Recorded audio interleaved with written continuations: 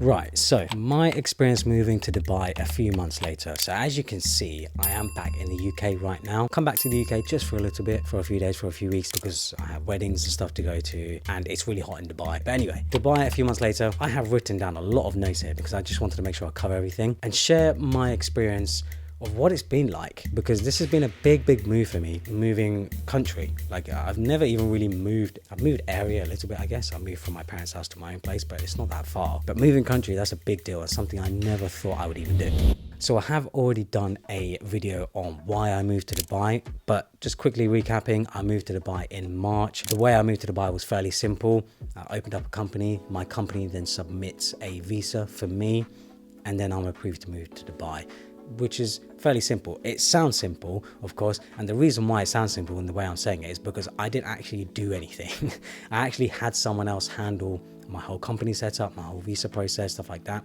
You can do it yourself, but I didn't want to spend the time of having to learn all that process and do the paperwork and stuff, so I would much prefer paying someone else. If anyone is interested in also moving to Dubai, I will leave a link to the contact form to that person so that you can figure out if you want to move to Dubai or UAE in general. You could move to like Abu Dhabi or some other city in the UAE, and yeah, that person can basically just handle the whole process. They're amazing. They've done an amazing job of just making my life a lot easier. So some of the thoughts, experiences and learnings. I don't think people realize how powerful 0% income tax is, especially if you're from a country which taxes you quite highly. So in the UK, once you earn a certain amount of money, if you're a high earner, someone who's earning 6 figures, 7 figures, anything like that, you start getting taxed 40 to 45%. But that's your income tax. Then you're also taxed on other things like fuel, food, things you buy, your sort of property taxes, council taxes, things like that. So taxes can really add up if you're in a high tax country. But Dubai is very much the opposite. Now, of course, they do have some taxes here and there, but your income tax is 0%. So if you earn $1 million, you take home $1 million. In the UK, if you earn $1 million, you take home $500,000. Well, just above $500,000. So you can imagine that is super powerful, because if you're someone who is a high earner, you could potentially be doubling your income just by moving to a country that has 0% income tax. Now, there is corporation tax, and that very much varies on the company type, where your income is from. Other stuff as well, but my knowledge of the space is quite lacking. That's really the only stuff I know. This is why it's always worth paying for an accountant. I have basic tax knowledge. I would much rather pay for an accountant to make sure that all of my taxes are above board. I just know that there are some corporation taxes here and there, but I think for my company and the work that I do, I don't pay any corporation tax because it doesn't fall into any of those categories. Opening a company for me was very simple, and even opening a business bank account was also very simple, because once you've opened the company, you can open a business bank account, no problem. And there's so many business bank accounts to choose from. There's all sorts.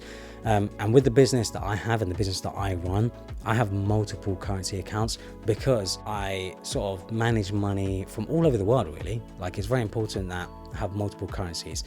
That is where the sponsor of this video comes in perfectly.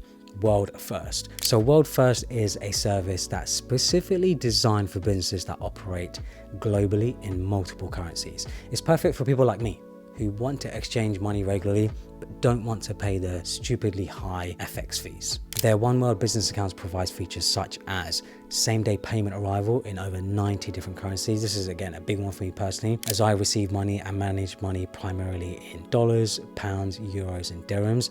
Knowing that I can easily accept those different currencies and manage those currencies just makes my life a lot easier. It's free to open an account with them, and they have 0 monthly maintenance fees. You can collect payments from over 130 different marketplaces like Amazon, eBay and others. This is a big one for people who are selling services, selling products all over the world. One of the key features is that it provides some of the cheapest and the most competitive FX fees when making international payments and exchanging your own money. And you can even take it a step further and utilize forward contracts to lock in exchange rates for the future, which can help protect against currency fluctuations. So yeah, if you're someone who has a business and you're looking for a multi-currency business account, something where you can accept different currencies, manage different currencies, pay in different currencies, all that sort of stuff, which is exactly what I do because I just have so many different currencies all the time.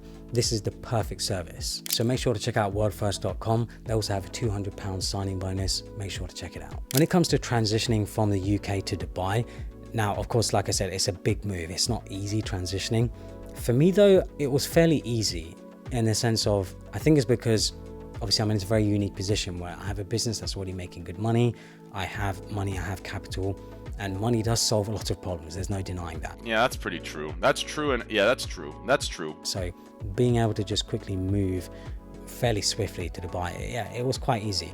Now the lifestyle differences compared to UK and Dubai, it can vary because I think it just sort of varies person to person. My lifestyle hasn't actually changed that much whatsoever because my life is quite simple. Gym in the morning, work for the day, and do stuff in the evenings. And I've been able to just keep my life like that, moving from the UK to Dubai. It really hasn't changed. When it comes to moving stuff, this is one of the most common questions I got is how did I move stuff from the UK to Dubai? I didn't actually move that much stuff whatsoever. I only moved some tech stuff, my monitors, my sort of gadgets and stuff, just a few things. I used a company called Pickfords to move everything. It wasn't cheap, but it was worth it to do it, to not have to buy those things again, especially something like my Pro Display XDR, which you obviously you can't see here because it's in Dubai. So it made sense to move that, but everything else I just bought again. So again, like in Dubai, it just made sense to sort of start from fresh because it's really nice to start from fresh. Now I can really think about what I want to buy and what I want to have instead of just having all this stuff that I already have and moving it to Dubai. Something else I noticed is that everyone is super friendly, super nice and friendly. I've not had any issues with sort of people being rude or anything, especially if you're someone from a city like London or from New York or something like that, or any other major city where sort of people just keep to themselves. In Dubai, people do generally keep to themselves, but if you want to speak to someone, they do open up, like they sort of light up when you speak to them. It's funny because I think everyone's like super serious and just like in London, but yeah, everyone's super friendly. And the most common question people always ask is, hey, where are you from? Because obviously over 90%, I think it's 90% of people in Dubai are also expats. They're people who have moved to Dubai for work or for something else. So people are always interested in trying to just understand where you're from and what you're doing there. Cost of living compared to Western cities, I want to make that clear. Cost of living compared to Western cities, major Western cities, is definitely cheaper in Dubai. When you take into consideration the overall cost of living, like rent, groceries, utilities, things like that, it can seem expensive in some ways, but then it's also cheaper in other ways, especially if you're not paying any income tax. It can really make a difference. So for example, for the amount you pay per square foot, for an apartment or a house or whatever it might be, it's definitely cheaper in Dubai, but some things can be more expensive. Like when you go to buy groceries, some meats, some fish like salmon, tuna can be more expensive, but I think that's probably just because obviously they have to import it all. They don't have farms and stuff there, so that's why it's more expensive. I still think you can get by on a budget if you know where to go.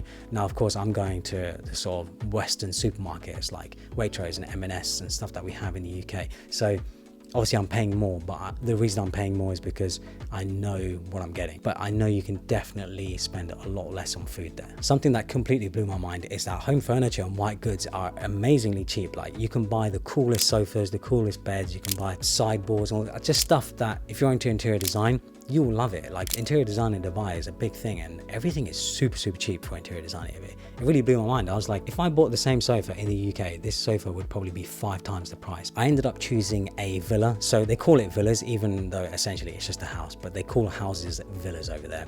And my villa is not cheap. I pay $5,600 a month for rent for my villa. It sounds like a lot, and it is a lot. Like that's actually a ridiculous amount of money to pay for rent. But I have a 4-bedroom plus a maid's room, so technically it's 5-bedroom and 5 bathrooms. I also have parking for 2 cars, and it's in a private gated community with security.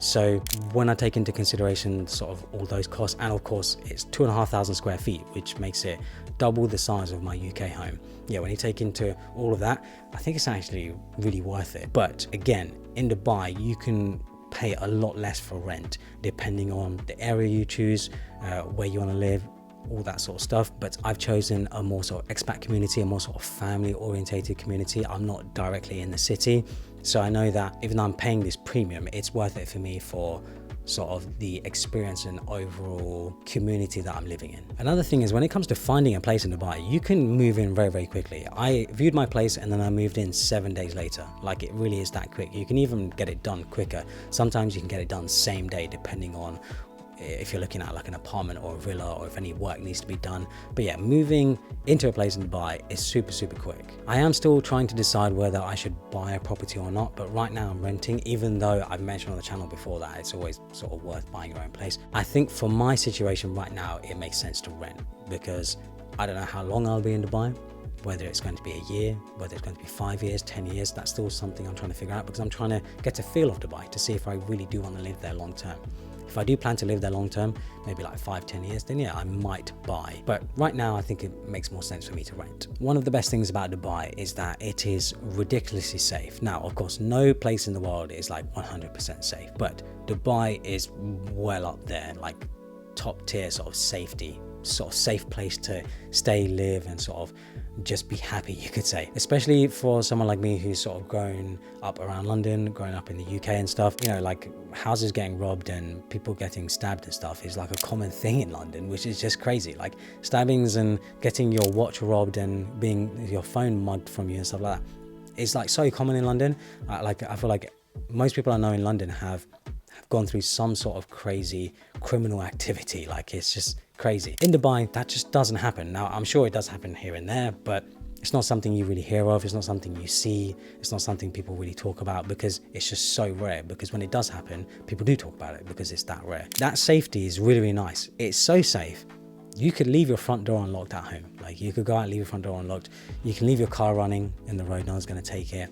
You can go to a cafe or restaurant, leave your laptop, your phone, your watch, whatever it might be on a table. No one's going to touch it. Like it's just crazy to me how safe it is. Now, of course, the reason it's so safe is because they have very strict laws, which makes sense. I think if they didn't have the strict laws, then people wouldn't behave. So it kind of, you got to have a good balance, you could say. It also feels very Western. So it feels like a Western city that's in the Middle East, because everything is so familiar in many different ways, like especially when it comes to brands. Like all of the brands that we see in the UK, in the US, in Europe, like you see them in Dubai. And that's what blew my mind a lot when I sort of first went there. I was like, this is not as sort of Arab or Middle East as I expected. It just feels very westernized, which is obviously a good thing for me, because I've grown up in a Western culture. I've grown up in the UK all my life.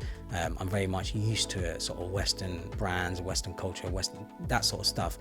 And it surprisingly translates really well in Dubai. They have services called Careem and Noon, which are very similar to sort of Amazon. It's like competitors to Amazon, because they also have Amazon there.